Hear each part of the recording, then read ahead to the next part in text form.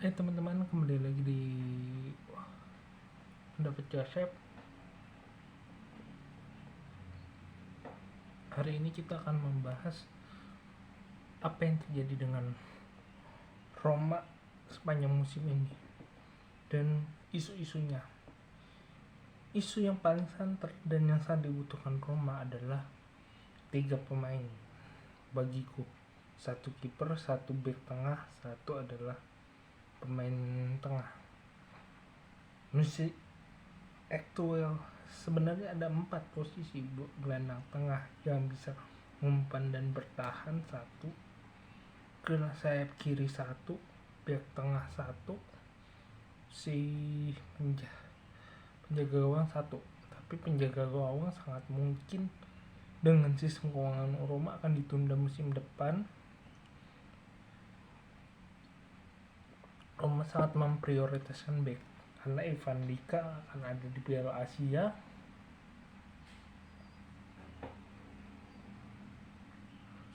Sadar akan ada di Piala Asia. Jadi ada 2 pemain yang lowong. Jadi yang paling diprioritaskan bek tengah sama pemain sayap. Sayap kiri mungkin akan terjadi perubahan kalau Spinazzola dijual. Nah, kenapa kalau teman-teman berkata kenapa tidak Zalewski saja yang dijual?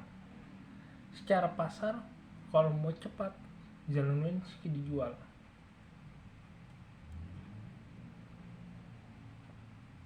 Itu marketnya udah ada.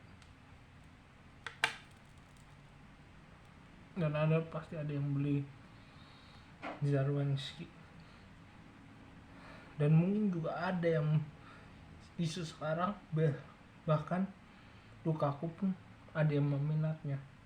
Tapi yang jadi pertanyaan, apakah benar-benar dibutuhkan untuk Roma merubah semua taktiknya untuk menambah tambal sulam? Itu jadi sebuah PR besar karena Mourinho akan lebih suka bagaimana momen yang terjadi di lapangan.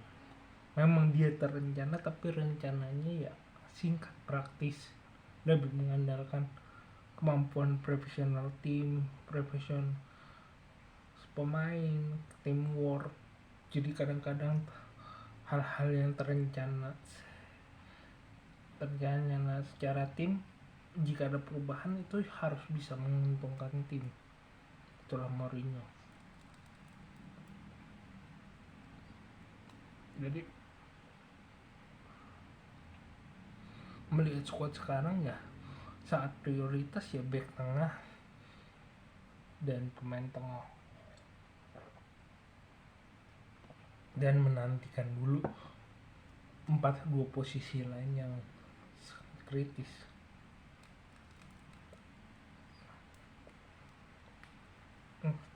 Secara praktis berpikirnya seperti itu. Kedua kalinya saya pada posisi bagaimana apakah Pellegrini layak dijual. Sama pendapat saya terhadap Zalewski. Kalau mau cepat laku ya mau cepat dapat uang ya dijual. Karena ngomongin tim ya, Pellegrini bukan adalah nama yang paling akan ditunggu pasar kalau Roma pengen menjualnya dan cepat mendapatkan uang. Tapi bagiku seorang Roma akan berpikir ratusan kali untuk menjual nama-nama seperti Pellegrini, Zalewski, Bove, Dybala, Gianluca Mancini. Itu nama-nama yang akan dijualnya, akan dipikir keras untuk dijualnya.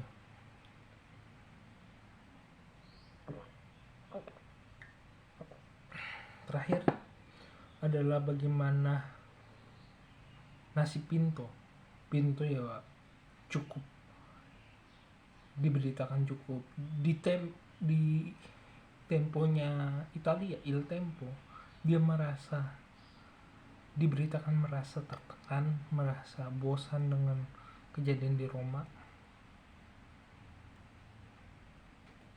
Menurutku masuk akal. Siapa ini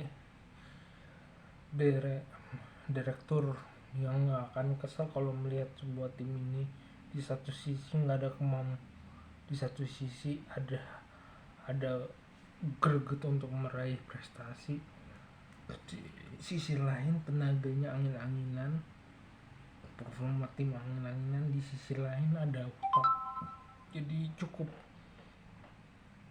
ribet menangani Roma. Tetapi ya, jika lo mencari orang Pinto benar-benar pergi akhir musim, dipastikan adalah orang yang butuh orang yang benar-benar punya gairah, punya skema pemahaman keuangannya lebih luas untuk menggantikannya, bukan hanya nama Walter Sabantini, atau si direktur dari Braga atau dari manapun yang paling, atau Munci sekalipun. Bukan masalahnya dia punya pengalaman keuangan, pengalaman sebagai pemain, tapi yang paling penting di satu sisi adalah kemampuan dia melihat celah-celah hukum, melihat celah-celah harga, mampu berkomunikasi. Itu yang paling penting di Roma, bukan masalah nama besarnya. Dan Pinto, Roma mendapatkan Pinto itu seras bagaimana mendapat direkturnya Barcelona pada saat jaya-jayanya, ya seperti itu. Karena bukan kuncinya kesuksesan atau kesuksesan keuntungan, tapi bagaimana Pinto di dua skema, ada pergantian perwakilan pemimpinan, dia mampu bisa fleksibel. Kita baca musim lalu, berbicara bagaimana ada tim yang merasa dirugikan di final, tapi dia harus bisa tenang, bisa mencari pemain yang baru, bisa membawa citra dia sama dengan Roma. Itu mencari direktur seperti itu sulit.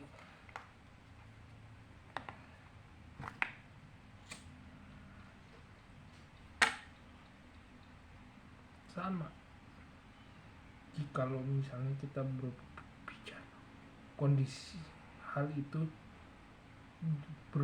bermuara pada sisi keuangan Roma. Di satu sisi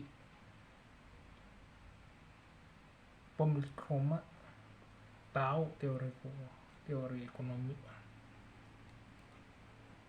dan bukan nama baru di sebuah industri olahraga.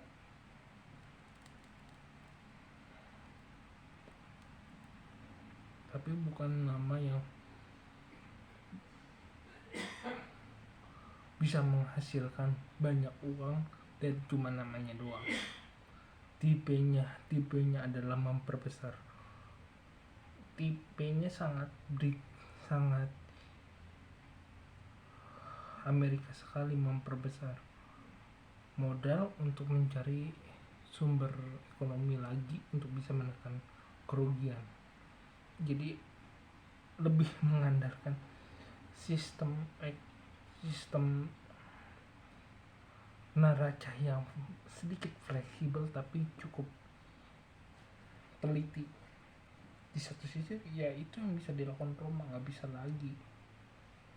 bisa lagi bertahan dengan mengandalkan nama besar, karena prestasi Roma itu yang menentukan nilai sahamnya. Semakin tinggi nilai saham Roma, ya semakin besar keuntungan Roma, semakin besar nama Roma, besar keuntungan diraih dan kerugian bisa ditekan.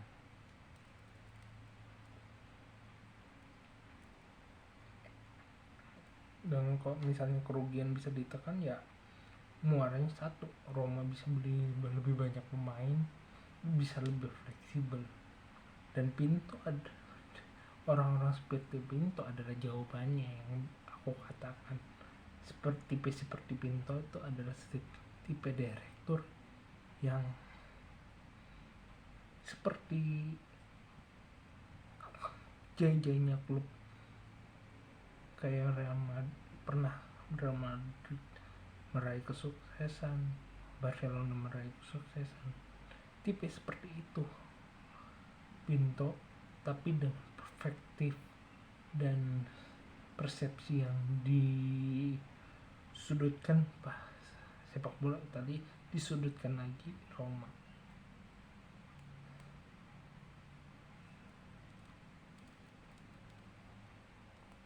Saya tidak mau membahas ISL ya. ISL menurut saya jika ada sangat mungkin Roma ikut walaupun terkesan menolak, jikalau dia punya legasi keuntungan yang bagus. Legasi yang diberikan ISL kepada Roma itu lebih bagus dibanding UEFA, praktisnya seperti itu.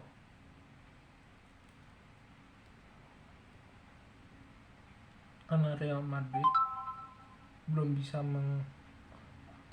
dan klub-klub yang bertahan itu belum bisa memberikan kredibel untuk Roma atau klub-klub yang sama seperti Roma untuk bertahan atau ikut serta, karena karena mereka belum bisa memberikan jaminan yang benar-benar menguntungkan bagi Roma ketimbang yang UEFA berikan pada Roma. Meskipun saya juga tidak tahu kredit apa sih yang diberikan UEFA ya. Menurutku ya sebagai klub Italia kita cuma cukup tertekan berada di UEFA.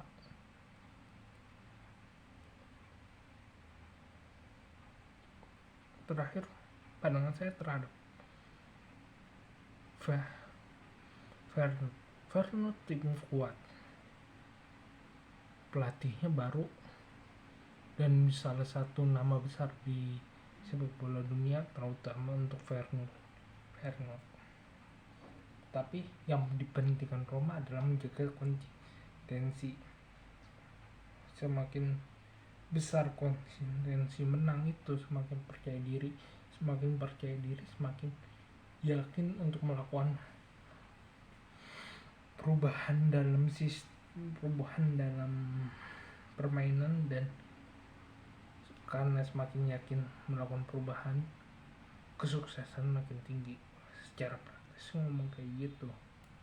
Tetapi untuk berbicara difokuskan Roma,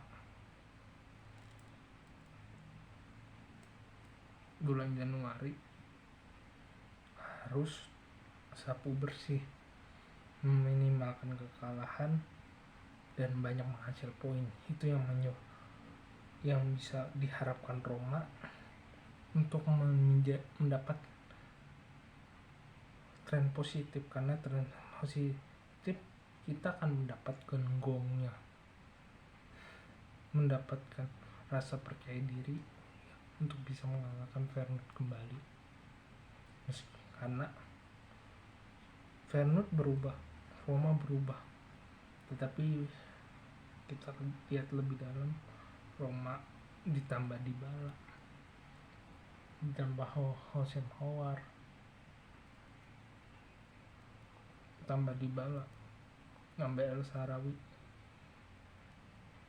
berharap semua pemain perform, itu akan menyebabkan Roma lebih percaya diri, lebih yakin untuk lebih lolos. Karena dengan keyakinan diri ya peluang kemenangan itu lebih besar.